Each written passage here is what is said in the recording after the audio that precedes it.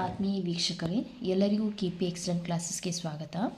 ಈ ಒಂದು ವಿಡಿಯೋದಲ್ಲಿ ನಾವು 8ನೇ ತರಗತಿ ಗಣಿತ ಪ್ರಕಾಶ ಭಾಗ 1 ಅದರಲ್ಲಿ ಬರುವಂತಹ 3ನೇ ಅಧ್ಯಾಯ ಸಂಖ್ಯೆಗಳ ಕಥೆ. ಸೊ ಈ ಒಂದು ಅಧ್ಯಾಯದಲ್ಲಿ ಇಲ್ಲಿವರೆಗೆ ನಾವು ಪೇಜ್ ನಂಬರ್ 67ರವರೆಗೆ ಬರ್ತಕ್ಕಂತಹ ಎಲ್ಲ ಒಂದು ಕಂಡುಹಿಡಿಯಿರಿ ಪ್ರಶ್ನೋತ್ತರಗಳನ್ನು ನಾನು ಆಲ್ರೆಡಿ ಸಾಲ್ವ್ ಮಾಡಿ ನಮ್ಮ ಚಾನಲಲ್ಲಿ ಅಪ್ಲೋಡ್ ಮಾಡೀನಿ. ಇನ್ನೂ ಯಾರಾದರೂ ನೋಡಿಲ್ಲ ಅಂತಂತಂದ್ರೆ ನಮ್ಮ ಚಾನಲ್ಗೆ ಹೋಗಿ ವಿಡಿಯೋಗಳನ್ನ ನೀವು ನೋಡ್ಕೋಬಹುದು. ಹಾಗೂ ಎಲ್ಲರೂ ನಮ್ಮ ಚಾನಲ್ನ ಸಬ್ಸ್ಕ್ರೈಬ್ ಮಾಡಿರಿ, ಹಾಗೂ ಪಕ್ಕದಲ್ಲಿರ್ತಕ್ಕಂತಹ ಬೆಲ್ ಐಕಾನ್ನ ಪ್ರೆಸ್ ಮಾಡಿದಿರಿ ಅಂತಂದ್ರೆ ಮುಂದಿನ ವಿಡಿಯೋದ ನೋಟಿಫಿಕೇಷನ್ ನಿಮ್ಗೆ ಸಿಗ್ತದೆ, ನೀವು ವಿಡಿಯೋಗಳನ್ನು ನೋಡ್ಕೊಳ್ಬೋದು. ಸೊ ಈ ವಿಡಿಯೋದಲ್ಲಿ ನಾವೇನು ಮಾಡೋಣಪ್ಪ ಅಂತಂದರೆ ಪೇಜ್ ನಂಬರ್ 68ರಲ್ಲಿ ಬರುವಂತಹ ಕಂಡುಹಿಡಿಯಿರಿ ಪ್ರಶ್ನೋತ್ತರಗಳನ್ನು ನೋಡೋಣ ಬನ್ನಿ. ಅದರಲ್ಲಿ ಮೊದಲನೇ ಕ್ವಶನ್, ಕೋಷ್ಟಕ 2ರಲ್ಲಿನ ಚಿಹ್ನೆಗಳನ್ನು ಬಳಸಿಕೊಂಡು ಮೇಲಿನ ಆಧಾರ 5 ವ್ಯವಸ್ಥೆಯಲ್ಲಿ ಕೊಟ್ಟಿರುವ ಸಂಖ್ಯೆಗಳನ್ನು ಬರೆಯಿರಿ. ಇಲ್ಲಿ ಕೆಲವೊಂದಿಷ್ಟು ಸಂಖ್ಯೆಗಳನ್ನು ಕೊಟ್ಟಾರ. ಆಧಾರ 5ರ ವ್ಯವಸ್ಥೆಯಲ್ಲಿ ನಾವು ಇದನ್ನು ಇಂಡಿಕೇಟ್ ಮಾಡಿರಿ ಅಂತ ನಮಗೆ ಕೇಳ್ಯಾರ. ಕೋಷ್ಟಕ 2ರಲ್ಲಿನ ಚಿಹ್ನೆಗಳನ್ನ ಬಳಸ್ರಿ ಅಂತ ಹೇಳ್ಯಾರ. ಇಲ್ಲಿ ಕೊಟ್ಟಿದ್ದಾರೆ, ನೀವು ನೋಡ್ಬೋದು ಕೋಷ್ಟಕ 2ಅನ್ನು ಇಲ್ಲಿ ಅವರ ಕೊಟ್ಟಿದ್ದಾರೆ. 5ರ ಆಧಾರ ಅಂದ್ರೆ 5ರ ಘಾತಗಳ ಬರ್ಕೊತ ಹೋಗೋದು. 5ರ ಘಾತ 0 ಅಂದ್ರೆ 1, 5ರ ಘಾತ 1 ಅಂದ್ರೆ 5, 5ರ ಘಾತ 2 ಅಂದರೆ 25, 5ರ ಘಾತ 3 ಅಂತಂದ್ರೆ 125. ಮುಂದಿನ ಸಂಖ್ಯೆಗಳೆಲ್ಲ 5ರ ಘಾತಗಳಾಗಿವೆ ಅಂತ ನಿಮಗೆ ನೋಡ್ಬೋದು. ಇಲ್ಲಿ 5ರ ಘಾತ 4 ಅಂದ್ರೆ 625, 5ರ ಘಾತ 5 ಅಂತಂದ್ರೆ 3125. ಇದು ಪ್ರತಿಯೊಂದಕ್ಕೂ ಒಂದೊಂದು ಸಿಂಬಾಲ್ಸನ್ನು ನೀಡಿದ್ದಾರೆ ಅವರು. 1ಕ್ಕೆ ಟ್ರಯಾಂಗಲ್ನ ಕೊಟ್ಟಿದ್ದಾರೆ, 5ಕ್ಕೆ ಸ್ಕ್ವೇರ್, ಆಮೇಲೆ 25ಕ್ಕೆ ಇಲ್ಲಿ ನೋಡ್ಬೋದು ನೀವು 6 ಬಾಹುಗಳಿರ್ತಕ್ಕಂತಹ ಇದೊಂದು ಷಡ್ಭುಜಾಕೃತಿಯನ್ನು ಅವರು ಇಂಡಿಕೇಟ್ ಮಾಡಿದ್ದಾರೆ. 25ಕ್ಕೆ 5ರ ಘಾತ 3 125ಕ್ಕೆ ಸರ್ಕಲನ್ನು ಕೊಟ್ಟಿದ್ದಾರೆ. 5ರ ಘಾತ 4ಕ್ಕೆ ಈ ರೀತಿ ಒಂದು ಸಿಂಬಾಲನ್ನು ತೋರಿಸ್ಯಾರ. 5ರ ಘಾತ 5ಕ್ಕೆ ಒಂದು ಮೇಲೆ ಬಾಣ ಚಿಹ್ನೆಯನ್ನು ಗುರುತಿಸಿದ್ದಾರೆ. ಸೊ ಅವ್ರ ಕ್ವಶನಲ್ಲಿ ಕೊಟ್ಟಿರ್ತಕ್ಕಂಥ ಸಂಖ್ಯೆಗಳನ್ನು ಈ ಒಂದು 5ರ ಆಧಾರ ಪದ್ಧತಿಯನ್ನು ಬಳಕೆ ಮಾಡಿಕೊಂಡು ಈ ಒಂದು ಚಿಹ್ನೆಗಳನ್ನು ಬಳಸಿ ಆ ಒಂದು ಸಂಖ್ಯೆಗಳನ್ನು ಇಂಡಿಕೇಟ್ ಮಾಡಿರಿ ಅಂತ ಹೇಳಿದ್ದಾರೆ. ಸೊ ಅವ್ರು ಎಂಥ ಪ್ರಶ್ನೆನ ಕೊಟ್ಟರು ನಾವು ಈ ರೀತಿಯನ್ನು ಅದನ್ನೇ ಸ್ಪ್ಲಿಟ್ ಮಾಡ್ಕೋಬೇಕು. 1, 5, 25, 125, 625 ಈ ಸಂಖ್ಯೆಗಳಾಗಿನ ಸ್ಪ್ಲಿಟ್ ಮಾಡ್ಕೊಂಡಾಗ ಮಾತ್ರ ನಾವು ಈ ಸಿಂಬಲ್ಗಳನ್ನು ಬಳಸಿ ಅದನ್ನು ಇಂಡಿಕೇಟ್ ಮಾಡ್ಲಿಕ್ಕೆ ಬರ್ತದೆ. ಸೊ ನಿಮ್ಮೊಂದು ಎಕ್ಸಾಂಪಲ್ನ ಅವ್ರು ಇಲ್ಲಿ ಕೊಟ್ಟಿದ್ದಾರೆ. ಇದನ್ನು ನೋಡಿದರೆ ನಿಮ್ಗೆ ಮುಂದಿನ ಎಕ್ಸಾಂಪಲ್ನ ಯಾವ ರೀತಿ ಸಾಲ್ವ್ ಮಾಡೋದಂತ ಗೊತ್ತಾಗ್ತದೆ. 143. ಸೊ ಇಲ್ಲಿ 143ಕ್ಕೆ ಯಾವುದೇ ಸಿಂಬಾಲ್ಸ್ ಇಲ್ಲ. 143ಕ್ಕಿಂತ ಚಿಕ್ಕದಾದ ಸ್ವಲ್ಪ ಚಿಕ್ಕ ಸಂಖ್ಯೆ ಅಂದರೆ 125. 125ಕ್ಕೆ 5, 5, 5 3 ಸಲ ಕುಣಿಸಿದ್ರೆ ಎಷ್ಟು? 5 3 15 ಆಗ್ತಿದೆ. ಆಮೇಲೆ ನಮಗೆ ಎಷ್ಟು ಉಳಿತು? ಮ್ಯಾಗಿನ 3 ಉಳಿತು, 1 1 1 ಸಿಂಬಾಲ್. ನಮಗೆ ಇಲ್ಲಿ ಯಾವ ಸಿಂಬಾಲ್ಸ್ ಅವೈಲೇಬಲ್ ಇದ್ದಾವಲ್ಲ ಆ ರೀತಿ ನಾವು ಈ ನಂಬರನ್ನು ಸ್ಪ್ಲಿಟ್ ಮಾಡ್ಕೊಂಡು ಅವಕ್ಕೆ ಸಿಂಬಾಲ್ಸನ್ನು ಕೊಡ್ಬೋದು ರೀ. 125 ಸಿಂಬಾಲ ಟ್ರಯಾಂಗಲ್, 5 ಅಂತಂದ್ರೆ ಸ್ಕ್ವೇರ್, 3 ಸಲ ಇಂಡಿಕೇಟ್ ಮಾಡಿದ್ದಕ್ಕೆ 3 ಸಲ ನಾವು ಸ್ಕ್ವೇರ್ ಬಾಕ್ಸನ್ನು ಬರ್ತೀವಿ. ಆಮೇಲೆ 1 1 1 ಅಂತಂದ್ರೆ 3 ಟ್ರಯಾಂಗಲನ್ನು ಕೊಟ್ಟಾಗ ನಮಗೇನು ಬಂದಂತಂದ್ರೆ 143 ಈ ರೀತಿ ಸಿಂಬಾಲ್ಸ್ 5ರ ಆಧಾರವಾಗಿ ನಾವೇನು ಮಾಡಿದ್ವಿ ಅಂತಂದರೆ ಇಂಡಿಕೇಟ್ ಮಾಡಿದ್ವಿ. ಅವರು ನಮಗೇನು ಕೊಟ್ಟಿದ್ದಾರೆ ನೋಡ್ರಿ ಪ್ರಶ್ನೆಯಲ್ಲಿ. ಮೊದಲನೇದು 15. ಯಾವ ರೀತಿ ಮಾಡೋದಂತ ನೋಡ್ರಿ.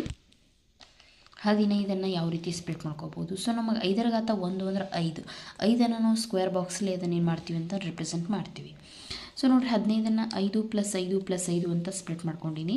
5ರ ಸಿಂಬಾಲ್ ನಮಗೆ ಗೊತ್ತಿದೆ ಏನಪ್ಪ ಅಂತಂದರೆ ಚೌಕ. 3 ಸಲ ಅದನ್ನು ಸಿಂಬಾಲನ್ನು ನಾವು ಕೊಟ್ವಿ ಅಂತಂದ್ರೆ ಅದೆಷ್ಟಾಯ್ತು ರೀ? 15 ಆಯ್ತು. ಇನ್ನು 50 ಬೇಕಂತಂದ್ರೆ ನಮ್ಗೆ 25 ಸಿಂಬಾಲ್ ಗೊತ್ತಾಯ್ತು. ಇಲ್ಲಿ ನೋಡ್ಬೋದು ನೀವು 25ರ ಸಿಂಬಾಲ್ ಇಲ್ಲಿ ಕಾಣಿಸ್ತಿದೆ ಅಲ್ವಾ. ಸೊ ಇದನ್ನು ನಾವು ಏನು ಮಾಡ್ಬೋದು ಅಂದ್ರೆ 50ಅನ್ನು 25 + 25 ಅಂತ ಈ ರೀತಿ ನಾವು ಬರ್ಕೊಂಡಾಗ ನಮಗೆ 25ರ ಸಿಂಬಾಲನ್ನು ನಾವು 2 ಸಲ ಬರ್ತೀವಿ ಅಂದರೆ ನಮಗೇನು ಸಿಗ್ತದೆ? 50 ಬರ್ತದೆ. ಇನ್ನು 137ಅನ್ನು 125 + 5 + 5 135 + 1 + 1 137 ಆಯಿತು. 125ರ ಸಿಂಬಾಲ ಸರ್ಕಲ್ ಐತಿ. 5ರ ಸಿಂಬಾಲ್ ಸ್ಕ್ವೇರ್ 2 ಸಲ 1 1 ಅಂದರೆ ಟ್ರಯಾಂಗಲ್. ಇನ್ನು 293 ಅದಕ್ಕೆ ಸಮೀಪವಾದಂಥ ಸಂಖ್ಯೆ ಯಾವುದಿಲ್ಲ, 125ನೇ ತೊಗೋಬೇಕು. 2 ಸಲ ತೊಗೋರಿ ಎಷ್ಟಾಯ್ತು? 250 ಆಯ್ತು. ಆಮೇಲೆ 5 5 5 8 ಸಲ ತೊಗೊಳ್ರಿ. 1 2 3 40 ಆಗ್ತದೆ. ಆಮೇಲೆ ಮ್ಯಾಲಿಂದ 3 ಬೇಕಂತಂದ್ರೆ 1 2 3. ಸೊ ಎಷ್ಟಾಯ್ತದೆ? 293. ಇದು ಎಷ್ಟಾಗಿತ್ತು ಇಲ್ಲಿ? 125 250.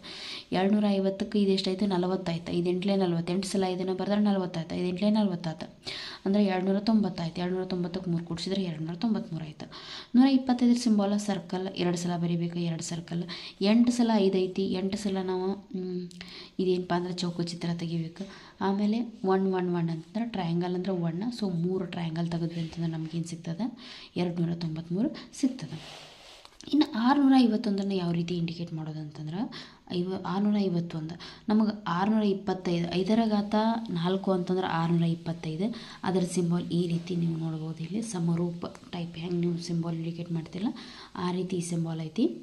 625 ಆಯ್ತು. ಇನ್ನು ಮತ್ತೆ ನೆಕ್ಸ್ಟ್ 5ನ್ನು 5 ಸಲ ಬರೆದ್ರೆ 25 ಆಯ್ತು, 650 ಮ್ಯಾಗಿಂದ 1ಕ್ಕೆ 1. ಸೊ 625 ಸಿಂಬಲ್ ಇದು. 5 5 4 5 ಸಲ ಐತಿ. ಸೊ 5 ಸಲ ನಾವೇನು ಮಾಡ್ಬೇಕಂತಂದ್ರೆ ಚೌಕಚಿತ್ರ, ಆಮೇಲೆ 1 ಅಂತಂದ್ರೆ ಈ ಟ್ರಯಾಂಗಲ್ ಚಿತ್ರನ ನಾವು ತೆಗಿಬೋದು. ಇನ್ನು 2ನೇ ಪ್ರಶ್ನೆ ಅದರಲ್ಲಿ ನೋಡ್ರಿ ಏನೈತಂತಂದ್ರೆ, ಮೇಲಿನ ಸಂಖ್ಯೆಗಳಲ್ಲಿ ಆಧಾರ 5 ಪದ್ಧತಿಯಲ್ಲಿ ಪ್ರತಿನಿಧಿಸಲಾಗದ ಸಂಖ್ಯೆ ಇದೆಯೇ, ಇದ್ದರೆ ಏಕೆ, ಇದೆ ಇಲ್ಲವಾದರೆ ಏಕೆ ಇಲ್ಲ ಅಂತ ಅವರ ಕ್ವಶನ್ನ ಕೇಳಿದ್ದಾರೆ. ಸೊ ಮೇಲಿನ ಸಂಖ್ಯೆಗಳಲ್ಲಿ ಆಧಾರ 5 ಪ್ರತಿನಿಧಿಸಲಾಗದ ಯಾವುದೂ ಸಂಖ್ಯೆ ಇಲ್ಲ. ನಾವು ಎಲ್ಲ ಸಂಖ್ಯೆಯನ್ನು 5ರ ಆಧಾರದಲ್ಲಿ ನಾವೇನು ಮಾಡೀವಿ ಅಂತಂದ್ರೆ ಇಂಡಿಕೇಟ್ ಮಾಡೀವಿ. ಹಾಗಂದ್ರೆ ಯಾವುದೇ ಸಂಖ್ಯೆಯೂ ಸಹ ಇಲ್ಲಿ ಉಳಿದಿಲ್ಲ. ಮೇಲಿನ ಸಂಖ್ಯೆಗಳಲ್ಲಿ ಆಧಾರ 5 ಪದ್ಧತಿಯಲ್ಲಿ ಪ್ರತಿನಿಧಿಸಲಾಗದ ಯಾವುದೇ ಸಂಖ್ಯೆಗಳಿಲ್ಲ. ಈ ಸಂಖ್ಯಾ ಪದ್ಧತಿಯಲ್ಲಿ 5ರ ಹೆಚ್ಚುತ್ತಿರುವ ಘಾತಗಳನ್ನು ಹೊಂದಿದ್ದು ಎಲ್ಲ ಪೂರ್ಣ ಸಂಖ್ಯೆಗಳನ್ನು ಈ ಪದ್ಧತಿಯಲ್ಲಿ ನಾವು ಏನು ಮಾಡ್ಬೋದು ಅಂತಂದರೆ ವ್ಯಕ್ತಪಡಿಸ್ಬೋದು. ನೀವು ಯಾವುದೇ ನಂಬರನ್ನು ತಗೋರಿ, ಈ ಪದ್ಧತಿಯನ್ನು ಬಳಕೆ ಮಾಡ್ಕೊಂಡು ನಾವು ಆರಾಮ್ಸೆ ಏನು ಮಾಡ್ಬೋದಪ್ಪ ಅಂತಂದ್ರೆ ಅದನ್ನು ಈ ಒಂದು ಪದ್ಧತಿಯಲ್ಲಿ ನಾವು ಪ್ರತಿನಿಧಿಸಬಹುದಾಗಿದೆ. 3ನೇ ಪ್ರಶ್ನೆ ನೋಡ್ರಿ, ಆಧಾರ 7 ವ್ಯವಸ್ಥೆಯ ಹೆಗ್ಗುರುತು ಸಂಖ್ಯೆಗಳನ್ನು ಲೆಕ್ಕ ಹಾಕಿ. ಸಾಮಾನ್ಯವಾಗಿ ಆಧಾರ n ಪದ್ಧತಿಯ ಹೆಗ್ಗುರುತು ಸಂಖ್ಯೆಗಳು ಯಾವುವು? ನಾವು ಯಾವ ರೀತಿ ಆಧಾರ 5ರ ಸಂಖ್ಯೆಗಳನ್ನು ಇಂಡಿಕೇಟ್ ಮಾಡಿದ್ವಿ, ಅದೇ ರೀತಿ ಆಧಾರ 7 ಅಂದರೆ 7ರ ಘಾತಗಳನ್ನ ತೊಗೋಬೇಕು ನಾವು. 7ರ ಘಾತ 0, 7ರ ಘಾತ 1, 7ರ ಘಾತ 2, 7ರ ಘಾತ 3. ಇದೇ ರೀತಿ ನಾವೇನು ಮಾಡ್ಬೋದಪ್ಪ ಅಂತಂದ್ರೆ 7ರ ಆಧಾರಗಳನ್ನು ನಾವು ಗುರುತಿಸ್ಬೋದು. ಯಾವ ರೀತಿ ಅಂತ ಇದು ನೋಡ್ರಿ. ಆಧಾರ 7 ವ್ಯವಸ್ಥೆಯ ಪ್ರತಿ ಹೆಗ್ಗುರುತು ಸಂಖ್ಯೆಯು ಹಿಂದಿನದರ 7 ಪಟ್ಟು ಇರುತ್ತದೆ. 1 ಮೊದಲ ಹೆಗ್ಗುರುತು ಸಂಖ್ಯೆಯಾಗಿದೆ ಹಾಗೂ ಉಳಿದೆಲ್ಲವೂ 7ರ ಘಾತಗಳಾಗಿವೆ. ಇಲ್ಲಿ ನೋಡ್ರಿ, 7ರ ಘಾತ 0 ಅಂದರೆ 1, 7ರ ಘಾತ 1 ಅಂದರೆ 7, 7ರ ಘಾತ 2 ಅಂದರೆ 49, 7ರ ಘಾತ 3 ಅಂತಂದ್ರೆ 349. ಇದೇ ರೀತಿ 7ರ ಘಾತ 4, 7ರ ಘಾತ 5 ಇದೇ ರೀತಿ ಇದೇನಾಗ್ತದೆ ಅಂದ್ರೆ ಕಂಟಿನ್ಯೂ ಆಗ್ತದೆ. ಇನ್ನು ಆಧಾರ n ಇತ್ತಂದರೆ ಸಂಖ್ಯಾ ಪದ್ಧತಿಯ ಹೆಗ್ಗುರುತು ಸಂಖ್ಯೆಗಳನ್ನು n⁻0 ಅಂದರೆ 1, ಆಮೇಲೆ n⁻1, n⁻2, n³ n⁻4, n⁻5 ಇದೇ ರೀತಿ ಇಂದ ಪ್ರಾರಂಭವಾಗುವ nರ ಘಾತಗಳಾಗಿವೆ ಅಂತ ನಾವಿಲ್ಲಿ ಹೇಳ್ಬೋದು. ಸೊ 5ರ ಘಾತಗಳನ್ನು ಅವ್ರು ಕೊಟ್ಟಿದ್ದಾರೆ, ಅದೇ ರೀತಿ ನಾವು 7ರ ಘಾತಗಳನ್ನು ಸಹ ಇಲ್ಲಿ ಮಾಡಿದ್ದೀವಿ. ಇನ್ನು ಮುಂದಿನ ಒಂದು ವಿಡಿಯೋದಲ್ಲಿ ನಾವು ಈ ಏನು ಸಿಂಬಲ್ಸನ್ನು ಯೂಸ್ ಮಾಡ್ಕೊಂಡು ಯಾವ ರೀತಿ ಕೂಡಿಸೋದು ಕಳೆಯೋದು, ಗುಣಾಕಾರ, ಭಾಗಾಕಾರ ಯಾವ ರೀತಿ ಮಾಡ್ಬೋದು ಅಂತ ಮುಂದಿನ ಒಂದು ವಿಡಿಯೋದಲ್ಲಿ ನಾವು ನೋಡೋಣ ಅಂತ ಹೇಳ್ತೀನಿ. Thank you.